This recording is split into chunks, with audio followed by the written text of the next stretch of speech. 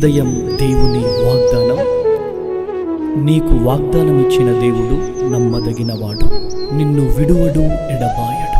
Praise the lord అండి. Good morning. అందరు బాగున్నారా? ఉదయకాల సమయంలో ప్రభువైన యేసుక్రీస్తు నామంలో అందరికీ ప్రత్యేకమైన శుభములు తెలియజేస్తున్నాను. దేవుడు మిమ్మల్ని, మీ కుటుంబాలను దీవించి సకల సమృద్ధి చేత ఆశీర్వదించును గాక. చాలా చక్కగా, అద్భుతకరంగా ప్రతిరోజు దేవుడు మనతో మాట్లాడుతూ ఉన్నారు కదండి. అనేకమైన విషయాలు నేర్పిస్తున్నారు. అనేక విషయాలలో చాలా అద్భుతంగా దేవుడు మనల్ని అన్ని విధాలుగా మనల్ని నడిపిస్తున్న విధానాలు మనం చూస్తూ ఉన్నాం. మరి ఈ ఉదయకాల సమయంలో మరొక అద్భుతకరమైన తన మాట ద్వారా మనం బలపరచునై ఉన్నాం. మరి ఇంకా ఆలస్యం ఎందుకు, ఈ 40 రోజుల ఉపవాస ప్రార్థనలో మరి 22వ రోజున పరిశుద్ధాత్మ దేవుడు మనందరితో మాట్లాడుతున్న తన ప్రత్యేకింపబడిన మాటలు 138వ కీర్తనలు 6వ వచనం. ఆయన దీనులను లక్ష్య పెట్టును. ఆమేన్. దేవుని నామానికి మహిమ కలుగును గాక. అద్భుతకరమైన మాటలు కదండి. ఆయన దీనులను లక్ష్య పెట్టే దేవుడై ఉన్నారు. దీనస్థితిలో ఉన్నారా? దిగులుతో ఉన్నారా?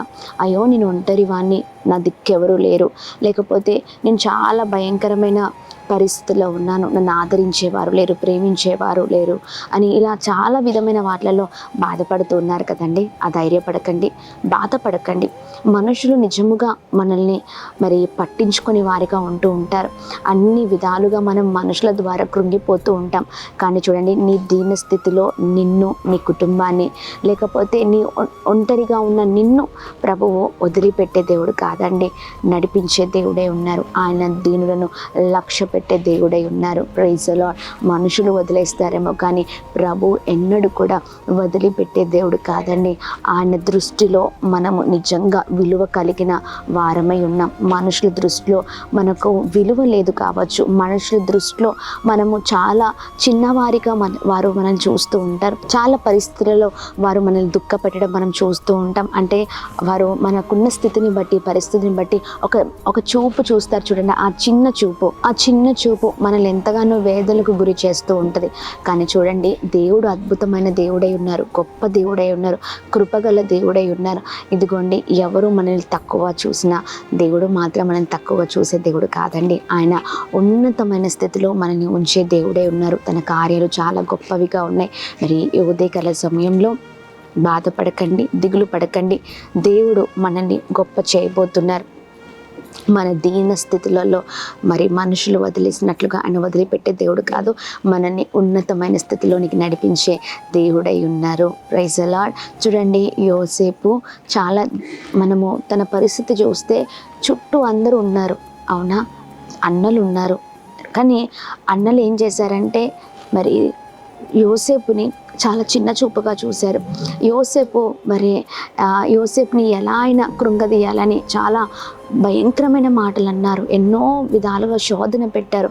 కానీ చూడండి, ఆ దీన స్థితిలో ఉన్న యోసేపుని అన్నలు పట్టించుకోలేదు, కానీ అన్నలు చూడలేదు, కానీ అన్నలు దూరపరిచారు, కానీ ప్రభు దూరపరచలేదండి. ఆయన ఆ దీన స్థితిలో ఉన్న యోసేపుని పైకి లేవనెత్తిన దేవుడై ఉన్నారు. ఇదిగో చివరిగా ఆ అన్నలకే యోసేపు దిక్కేటట్లుగా ప్రభు చేసి ఉన్నారు. నిన్ను కూడా అంతే, మనలందరినీ కూడా అంతే. ప్రభు గొప్ప దేవుడై ఉన్నారండి. ఆయన ఆశ్చర్య కార్యాలు చేసే దేవుడై ఉన్నారు. దిగులు పడకండి, దేవుడు ఉన్నతమైన స్థితిలో మనల్ని ఉంచబోతున్నారు. Praise the lord. అందరం కలిసి ప్రార్థన చేద్దాం.